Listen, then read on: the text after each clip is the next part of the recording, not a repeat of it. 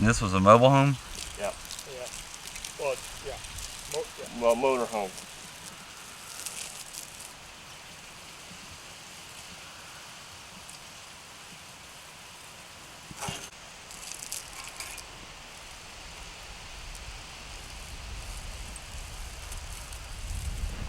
Can you say and spell your name, please? Tom Pourchot, P-O-U-R-C-H-O-T.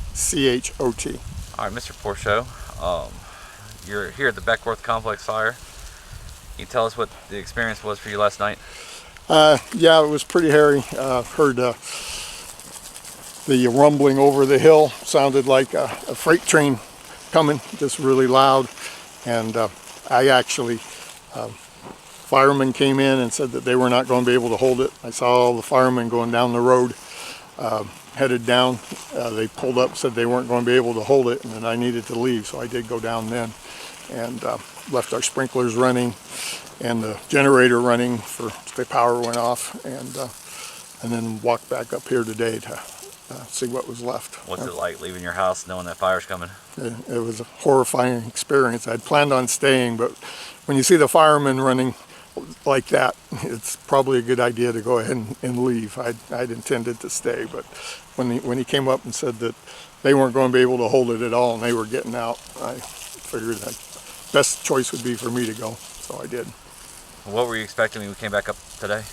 I'd heard last night that our house survived, and I felt fairly good because I knew that we'd cleared a lot of defensible space and we had some time, so I was able to water down, get everything real wet, you know, out from the house quite a ways. Had sprinklers running for like 3 days around the clock, and I've got those sprinklers up on the hill to water that down where we'd cleared it, and they'd been running for about 3 days. So I was hopeful that I figured we had a better chance than a lot of people that surviving on the deal. You know, we'd put vents on all the vents, covered all the vents getting into the house, and done the things that you read about to try to survive. And I'm happy to see, you know, what's left. It's burned all the way around us, but the house and everything is still intact. So. Well, what did you lose around the house?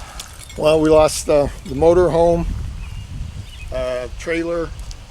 There was some stuff stored in it. We lost a little playhouse outbuilding on the other side of the house that was a tree house built for the kids when they were little, which was a long time ago.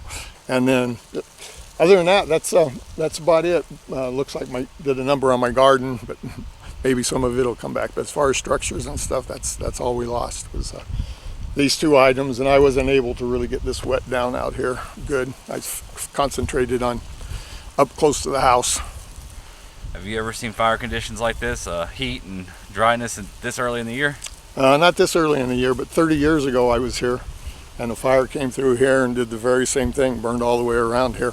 I actually stayed that time. The firemen stayed also in the driveway, and we stayed through it, but it came through and burned everything pretty much just like it is now, all the way around my house. And that was I think it was 1994. So. Well, thank you so much for your time. I'm glad your house was saved. I'm sorry for the items you did lose.